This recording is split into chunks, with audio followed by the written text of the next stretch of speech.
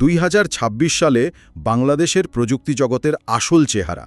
চলুন এই রহস্য সমাধানের চেষ্টা করা যাক। দারুণ একটা শুরু। এই টুকরোগুলো মেলানোর চ্যালেঞ্জটাই আসলে সবচেয়ে মজার, কারণ প্রযুক্তি তো আর শূন্যে ভাসে না। একটা নতুন সেবা যখন আসে, সেটার পেছনে একটা বাজার থাকে, সেই বাজারের পেছনে থাকে অর্থনীতি, আর সবকিছুকে ঘিরে থাকে নিয়মকানুন বা আইন। একদম। একটা খবরের সাথে আরেকটা সম্পর্কটা খুঁজে বের করতে পারলেই বোঝা যাবে প্রযুক্তি আসলে কিভাবে আমাদের জীবন, পকেট আর ব্যক্তিগত গোপনীয়তাকে প্রভাবিত করছে। একদম। তাহলে প্রথম টুকরোটা দিয়ে শুরু করি, যেটা সরাসরি মানুষের কাজে লাগবে। খবরটা হলো বাংলা লিংক সারা দেশে ওয়াইফাই কলিং চালু করেছে। সহজ কথায় এর মানে কি? এখন থেকে বাসার বারান্দায় বা ছাদে গিয়ে নেটওয়ার্ক খোঁজার দিন শেষ। অনেকটাই সেরকম। ভয়েস ওভার ওয়াইফাই বা VoYoFi এটা কিন্তু নতুন প্রযুক্তি না। ও আচ্ছা। কিন্তু সারা দেশের এর সহজলভ্যতা একটা বড় ব্যাপার। আমাদের সবারই তো অভিজ্ঞতা আছে, তাই না? বাসার কোনো একটা ঘরে বা অফিসের করিডোরে হয়তো মোবাইলের নেটওয়ার্ক একদমই থাকে না। হ্যাঁ হয়। তখন ফোনটা প্রায় অকেজো হয়ে যায়। এই প্রযুক্তিটা ঠিক সেই মুহূর্তে আপনার বাসার বা অফিসের ওয়াইফাই নেটওয়ার্ককে ব্যবহার করে মোবাইলের ভয়েস কলটা সচল রাখে। তার মানে আলাদা অ্যাপ লাগবে না? সবচেয়ে বড় সুবিধা হলো এর জন্য আলাদা কোনো অ্যাপ লাগে না। ফোনের সাধারণ ডায়ালার দিয়েই কাজ হয়ে যায়। সেলুলার নেটওয়ার্ক থেকে ওয়াইফাইতে কলটা এমনভাবে চলে যায় যে ব্যবহারকারী টেলও পায় না। কিন্তু আমার মাথায় একটা প্রশ্ন ঘুরছে। আমার ফোন কল যদি আমার বাড়ির ওয়াইফাই দিয়ে যায়, তাহলে আমার কথার ডেটাটা কতটা সুরক্ষিত? আমার ইন্টারনেট প্রোভাইডার কি আমার কথা শুনতে পাবে? এখানেই কি ব্যক্তিগত সুরক্ষার প্রশ্নটা চলে আসে না? খুবই গুরুত্বপূর্ণ প্রশ্ন। আর এই প্রশ্নটাই কিন্তু আমাদের আলোচনার অন্য টুকরোগুলোর সাথে সংযোগ তৈরি করে দেবে। প্রযুক্তিগতভাবে এই কলগুলো এনক্রিপ্টেড থাকে, এগুলোকে চাইলেই কেউ সহজে শুনতে পারে না। কিন্তু ডেটা তো ডেটাই। আপনার ভয়েস ডেটা কোন সার্ভারের মধ্যে দিয়ে যাচ্ছে, কোথায় সংরক্ষিত হচ্ছে, এই বিষয়গুলো খুবই জরুরি। আর এখানেই সরকারি আইনের ভূমিকা চলে আসে, যেটাতে আমরা একটু পরেই যাব। আচ্ছা। তবে তার আগে দ্বিতীয় টুকরোটা দেখি। লাস ভেগাসে হয়ে যাওয়া বিশ্বের সবচেয়ে বড় প্রযুক্তি মেলা কনজিউমার ইলেকট্রনিক্স শো বা CES-এ দেখানো 7টা নতুন স্মার্ট হোম গ্যাজেট। খবরে বলা হচ্ছে এগুলো নাকি শুধু শো অফ করার জন্য না, এগুলোর ব্যবহারিক সুবিধাও আছে। এই ব্যবহারিক সুবিধা শব্দটা শুনলেই আমার একটু সন্দেহ হয়। স্মার্ট হোম বলতে তো আমরা বুঝি যে ফোন দিয়ে লাইট নেবানো বা ফ্যান চালানো। এর চেয়ে বেশি কি থাকতে পারে? এখানে স্মার্ট হোম প্রযুক্তির একটা বড় পরিবর্তন এসেছে। একটা সময় ছিল যখন স্মার্ট হোম ছিল কিছু বিচ্ছিন্ন গ্যাজেট, কিন্তু এখন এগুলো একটা ইকোসিস্টেম বা একটা পরিপূর্ণ ব্যবস্থা হিসেবে কাজ করছে। ইকোসিস্টেম? হ্যাঁ, ব্যবহারিক সুবিধা বলতে মূলত দুটো জিনিসকে বোঝানো হচ্ছে। এক, শক্তি সাশ্রয়, যেমন একটা স্মার্ট থার্মোস্ট্যাট যা নিজে থেকেই বোঝে ঘরে কেউ আছে কি নেই এবং সেই অনুযায়ী এসি বা হিটারের তাপমাত্রা ঠিক করে। এতে বিদ্যুতের বিল কমে আসে। এটা তো দারুণ। করে এবং ময়লা জমলে নিজেই ডাস্টবিনে গিয়ে নিজেকে খালি করে আসে। তার আপনার দৈনন্দিন জীবনের ছোট কিন্তু সময় সাপেক্ষ কাজগুলো প্রযুক্তি করে দিচ্ছে। তার মানে প্রযুক্তি এখন আমাদের জীবনের পেছনে থেকে কাজ করতে চাইছে, সামনে এসে সারাক্ষণ নিজের উপস্থিতি জানানোর বদলে। ঠিক। কিন্তু এখানেও তো সেই ডেটার প্রশ্নটা চলে আসে।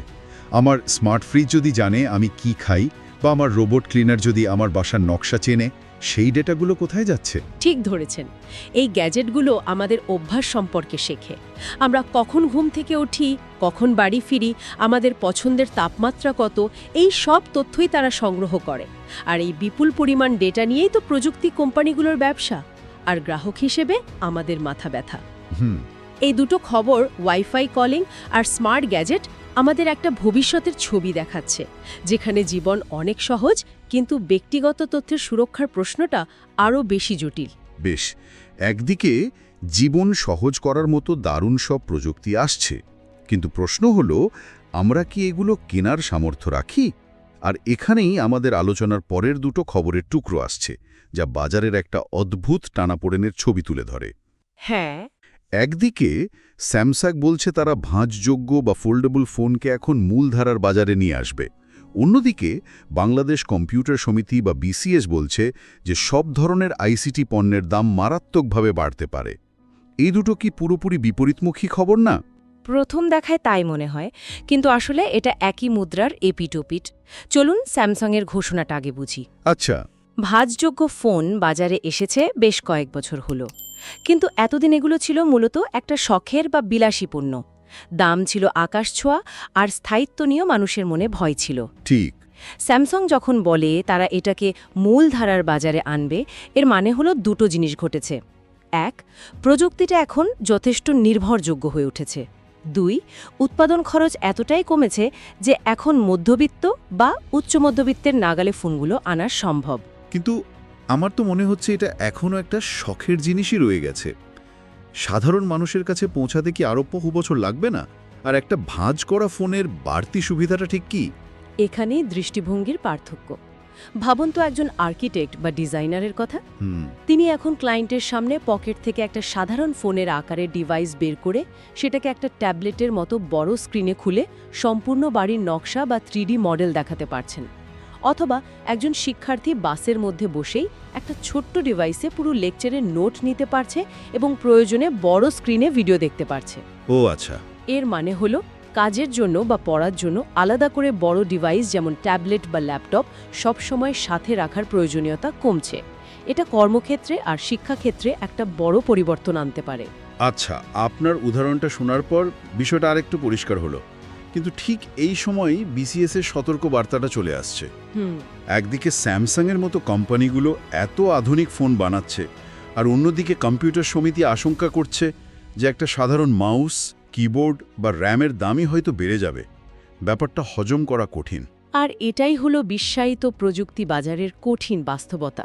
আমরা বাংলাদেশে বসে স্যামসাংয়ের সর্বশেষ উদ্ভাবন ব্যবহার করতে চাই, কিন্তু সেই ফোনটা বা যে কোনো কম্পিউটার বানানোর জন্য যে শত শত যন্ত্রাংশ লাগে সেগুলো তো আসে সারা বিশ্ব থেকে। ঠিক। বিসিএস-এর উদ্বেগ এটাই দেখাচ্ছে যে বাংলাদেশ এই যন্ত্রাংশের জন্য কতটা আমদানি নির্ভর। কিছুদিন আগে আমরা চিপ সংকট দেখেছি। বিশ্বজুড়ে শিপিং কন্টেইনারের ভাড়া বেড়ে গেছে, ডলারের দাম বেড়েছে।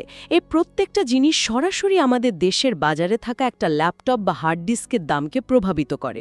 তার মানে একদিকে উদ্ভাবনের একটা দারুণ স্বপ্ন দেখানো হচ্ছে, আর অন্যদিকে সেই স্বপ্ন পূরণ করার জন্য যে সাধারণ যন্ত্রগুলো দরকার সেগুলোর দাম নিয়েই টানাটানি শুরু হয়ে যাচ্ছে।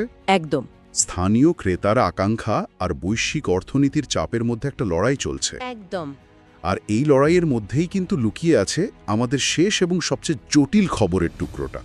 এই যে এত কোম্পানি, বাংলালিংক, স্যামসাং বা স্মার্ট হোম গ্যাজেটের নির্মাতারা, এরা সবাই তো আমাদের ডেটা নিয়ে কাজ করছে, আর এই ডেটা নিয়েই তো তোলপাড় চলছে আইনের জগতে। হ্যাঁ, সেই খবরটাই তো আমাদের তালিকার শেষ আইটেম, তাই না? ব্যক্তিগত উপাত্ত সুরক্ষা অধ্যাদেশ 2026-এর সংশোধনী। হ্যাঁ। আর খবরে বলা হচ্ছে এই নীতিকে নাকি শিথিল করা হয়েছে। এখন শিথিল শব্দটা শুনলে তো আমার মতো সাধারণ মানুষের ভয় লাগে। এর মানে কি আমাদের ব্যক্তিগত তথ্যের সুরক্ষা কমে গেল? সরকার কি আন্তর্জাতিক কোম্পানিগুলোকে সুবিধা দিতে গিয়ে আমাদের বিপদে ফেলছে? এটা কি অনেকটা স্ববিরোধী শোনালো না? আপনার প্রশ্নটা খুবই যৌক্তিক এবং অনেকের মনেই এই আশঙ্কা তৈরি হতে পারে। কিন্তু শিথিল করার পেছনের কারণটা বুঝতে হবে। কি রকম? আগের আইনে একটা ধারা ছিল যাকে বলা হয় ডেটা লোকালাইজেশন। এর মানে হলো সব ধরনের ব্যবহারকারীর ডেটা বা তথ্য দেশের ভেতরেই সার্ভারে সংরক্ষণ করতে হবে। এখন গুগল, মেটা, নেটফ্লিক্স বা মাইক্রোসফটের মতো বড় কোম্পানিগুলোর জন্য এটা একটা বিশাল চ্যালেঞ্জ। তাদের হয়তো কয়েকশো কোটি টাকা খরচ করে শুধু বাংলাদেশের জন্য আলাদা ডেটা সেন্টার বানাতে হতো। ব্যাপারটা অনেকটা এমন যে আপনি একটা বিখ্যাত বিদেশি রেস্তোরাঁকে বাংলাদেশে ব্যবসা করতে দিলেন, কিন্তু শর্ত জুড়ে দিলেন যে রান্নার জন্য সবজি তাদের নিজেদের বাগান থেকেই আনতে হবে, যা বাংলাদেশেই বানাতে হবে। চমৎকার উপমা। এতে তাদের খরচ আর জটিলতা দুটোই অনেক বেড়ে যাবে। ঠিক তাই। এই অতিরিক্ত খরচ আর জটিলতার কারণে অনেক কোম্পানি বাংলাদেশে তাদের সম্পূর্ণ সেবা দিতে দ্বিধাবোধ করতে পারে বা বিনিয়োগ করা থেকে পিছিয়ে যেতে পারে। তাই সরকার এই বাধ্যবাধকতা তুলে নিয়েছে। এর ফলে এই আন্তর্জাতিক কোম্পানিগুলোর জন্য বাংলাদেশে ব্যবসা করা এবং নতুন বিনিয়োগ নিয়ে আসা সহজ হবে। এটাকে একটা ব্যবসা বান্ধব পদক্ষেপ হিসেবে দেখা হচ্ছে। কিন্তু সুরক্ষার বিষয়টা, ব্যবসা সহজ করতে গিয়ে আমাদের তথ্যের নিরাপত্তা যদি কমে যায়। এখানেই আইনের ভারসাম্যটা জরুরি। খবরে কিন্তু এটাও পরিষ্কার করে বলা হয়েছে যে অর্থদণ্ডের বিধান বহাল থাকছে। ও আচ্ছা। এর মানে সরকার কোম্পানিগুলোকে ডেটা কোথায় রাখবে সেই স্বাধীনতা দিচ্ছে, কিন্তু যদি সেই ডেটার অপব্যবহার হয় বা সুরক্ষিত রাখতে তারা ব্যর্থ হয়, তাহলে বড় অঙ্কের জরিমানা করার ক্ষমতা সরকারের হাতে থাকছে। মানে একটা ট্রেড অফ। ঠিক, এটা একটা ট্রেড অফ। সরকার একদিকে পরিচালনাগত স্বাধীনতা দিচ্ছে, অন্যদিকে ভুলের জন্য কঠোর শাস্তির ভয় দেখিয়ে একটা নিয়ন্ত্রণ রাখার চেষ্টা করছে। তাহলে এবার যদি আমরা পুরো ছবিটা দেখি, ওয়াইফাই কলিং সেবাদাতা কোম্পানি আমাদের কলের মেটাডেটা রাখছে, স্মার্ট হোম গ্যাজেট আমাদের দৈনন্দিন জীবনের সব অভ্যাস জানছে, আর স্যামসাংয়ের নতুন ফোনে আমাদের ব্যক্তিগত ও আর্থিক সব তথ্য থাকছে।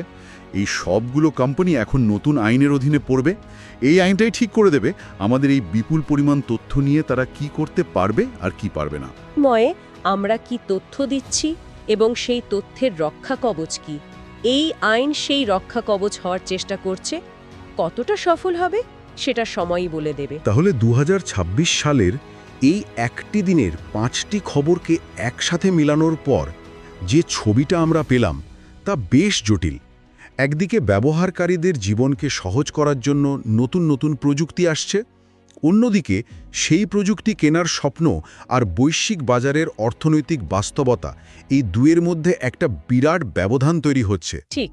আর এই পুরো খেলার মাঠটাকে একটা নিয়মের মধ্যে বাঁধার জন্য সরকার আইন তৈরি করছে, যেখানে ব্যবসা আর নাগরিকের সুরক্ষার মধ্যে একটা ভারসাম্য খোঁজার নিরন্তর চেষ্টা চলছে। আপনি খুব সুন্দরভাবে সারসংক্ষেপ করেছেন।